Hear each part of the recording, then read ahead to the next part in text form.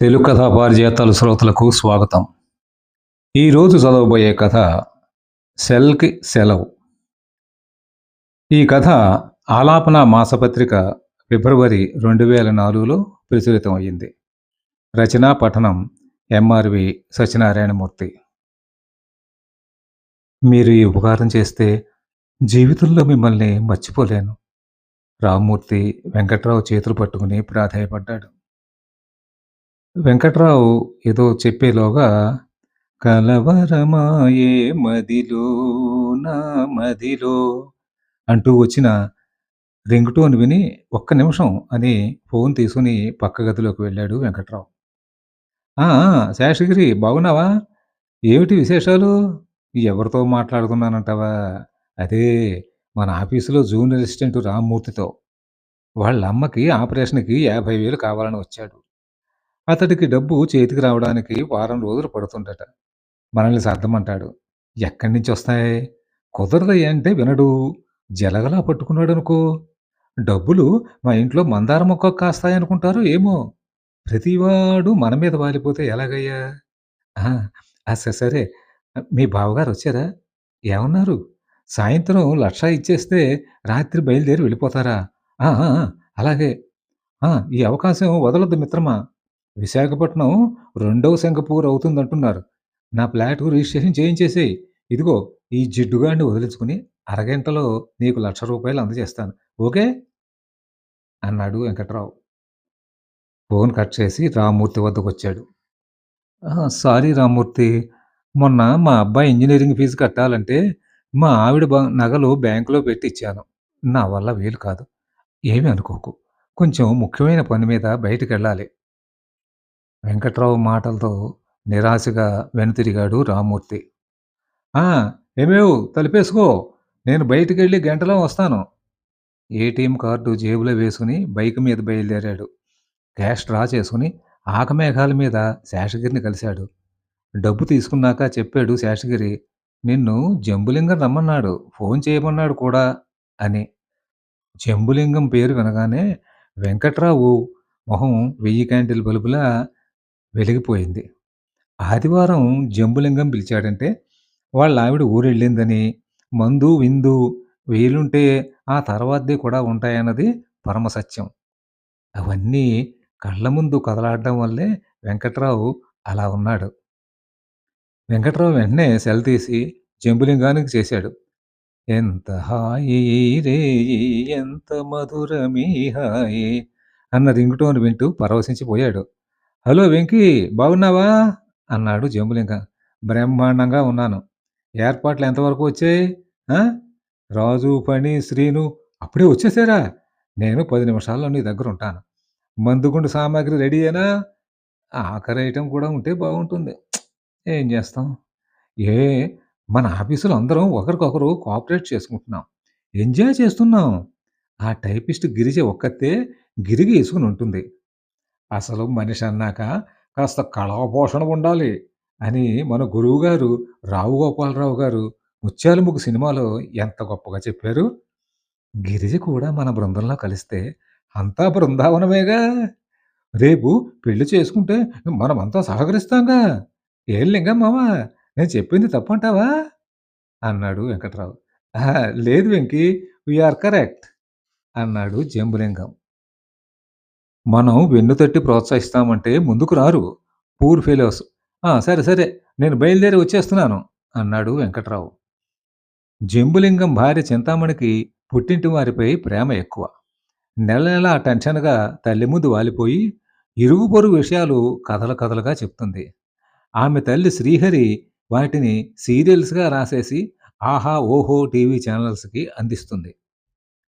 పాచికలు వేయడంలో శకుని దిట్ట అయితే, జంబులింగం పేకాటలో మహా దిట్ట.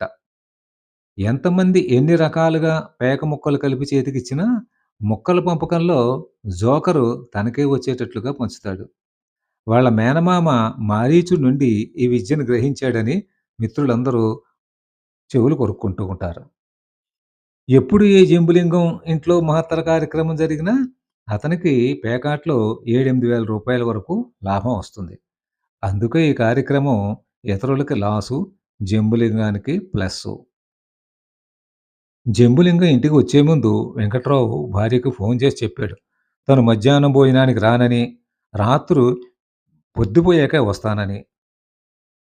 బూర్లు మూకుడు స్టవ్ మీద కనిపిస్తేనే దూర్వాసుడిలా ఆగ్రహోదగ్రుడయ్యే భర్త రాత్రి వరకు ఇంటికి రానని చెప్పేసరికి వెంకట్రావు భార్య పిల్లలు చాలా ఆనందపడ్డారు. పెద్దమ్మాయికి బొబ్బట్లు, చిన్న పిల్లలకు నేతిగారెలు చేసే ప్రయత్నాల్లో ఇంటి వాళ్ళందరూ నిమగ్నమైపోయారు. వెంకట్రావు, జంబులింగం, మిగతా మిత్రులందరూ మందుగుండు సామాగ్రితో ఖుషీ చేసుకుని రైల్వే స్టేషన్ బయట ఉండే సాధువుల్లా విచ్చలవిడిగా బూతులు మాట్లాడేసుకుని దొరవ తీర్చుకున్నారు.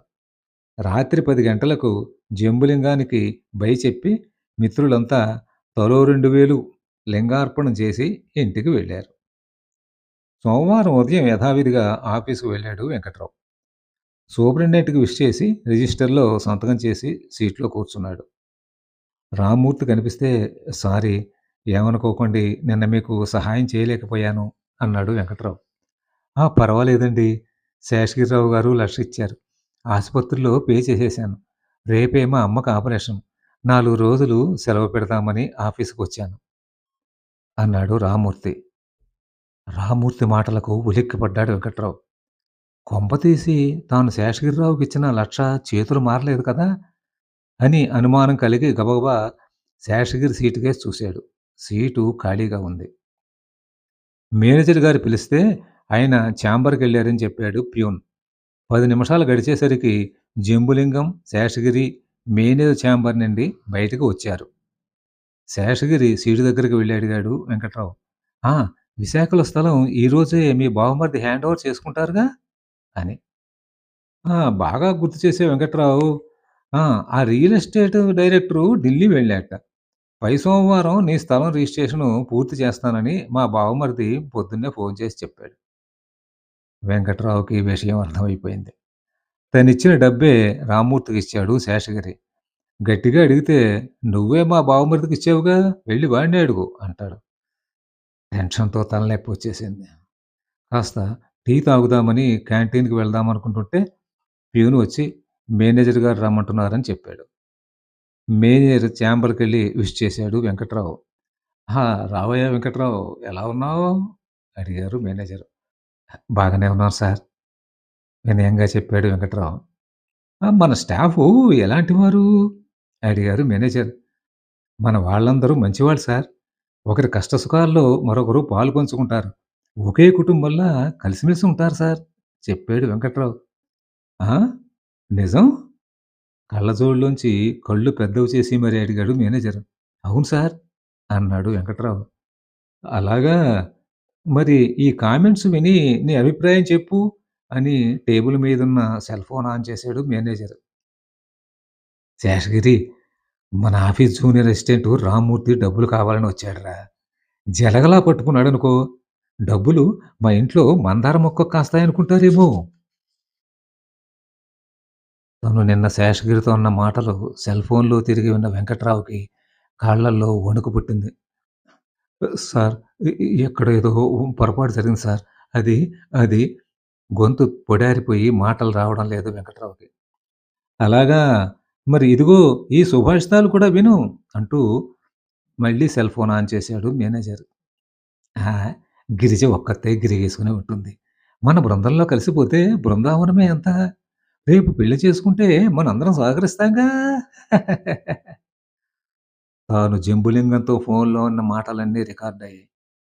మేనేజర్ ఏసీ రూమ్‌లో కూడా వెంకట్రావుకి చెమటలు కారిపోతున్నాయి.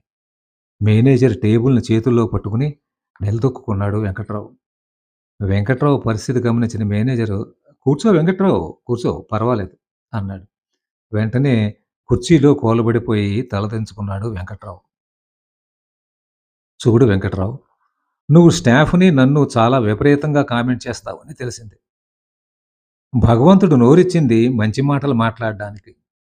అంతేగాని ఇతరుల వ్యక్తిగత విషయాల్ని హేళన చేయడానికి కాదు. ఎవరైనా సహాయం అడిగితే వీలైతే సాయం చేయాలి. లేదా మౌనంగా ఉండాలి. అంతేకాని ఎదుటివారి అసహాయతను చేదరించుకుంటూ విమర్శించే హక్కు మనకు లేదు. నీ గురించి సాక్ష్యం కోసం ఎదురు చూశాను ఇన్నాళ్ళు. ఇప్పుడు చేజిక్కింది. మనతో పనిచేసే మహిళల్ని గౌరవించడం మన ప్రథమ బాధ్యత. అది విస్మరించి నీ ఇష్టం వచ్చినట్లు నీచాతి నీచంగా మాట్లాడే ధైర్యం నీకెక్కడి నుంచొచ్చింది? ఆ! నిన్ను ఎవరు పట్టించుకోరనుకుంటున్నావా? పొరపాటు. మనం మంచి చేస్తున్నా, చెడు చేస్తున్నా ఈ సమాజం కనిపెడుతూనే ఉంటుంది. సమయం వచ్చినప్పుడు అది వెల్లడవుతుంది. ఒక్క క్షణం ఆగారు మేనేజరు. శేషగిరి, జంబులింగం పూర్తిగా మంచివాళ్ళని నేను భ్రమపడటం లేదు. కానీ నీలాంటి నీచ ఆలోచనలు, నోటి దురద ఉన్న మనుషులు మాత్రం కాదు వాళ్ళు. చూడు వెంకట్రావు, నీకు జన్మనిచ్చిన తల్లి కూడా ఆడదే. ఆ విషయం గుర్తుంచుకో. ఇదే నీకు ఫస్ట్ అండ్ లాస్ట్ వార్నింగ్. మళ్ళీ నీ గురించి తేడాగా వినిపిస్తే నిన్ను డిస్మిస్ చేస్తా. వెళ్ళు గట్టిగా అన్నారు మేనేజరు. మేనేజర్ రూమ్ నుండి బయటకు వచ్చిన వెంకట్రావు సహచరులకేసి సూటిగా చూడలేక సిగ్గుతో తలదించుకున్నాడు. ప్యూన్ని కేకేశాడు. "ఆ! చూడు నువ్వు సెల్ ఫోన్ కావాలన్నావుగా? ఇదిగో నా ఫోన్ తీసుకో. ఉచితంగానే ఇస్తున్నాను. నాకు డబ్బులేమి ఇవ్వక్కర్లేదు" అని జేబులోంచి సెల్ తీసి ఇచ్చేశాడు వెంకట్రావు. ఆ రోజు నుంచి ఎవరు పలకరించినా పొడి పొడి సమాధానాలే ఇచ్చేవాడు. ఆదివారాలు కులాసాలు బందయ్యాయి. వెంకట్రావు కొడుకు డుంబు పక్కింటి కిరణ్‌తో "ఆదివారాలు మా నాన్న మాతోనే ఉంటున్నాడు" అని గర్వంగా చెప్పడం విని ఆనందంగా చూసింది వెంకట్రావు భార్య వెంకటలక్ష్మి. కథ సమాప్తం. కథ మీకు నచ్చితే లైక్ చేయండి, షేర్ చేయండి, సబ్స్క్రైబ్ చేయండి. ధన్యవాదాలు.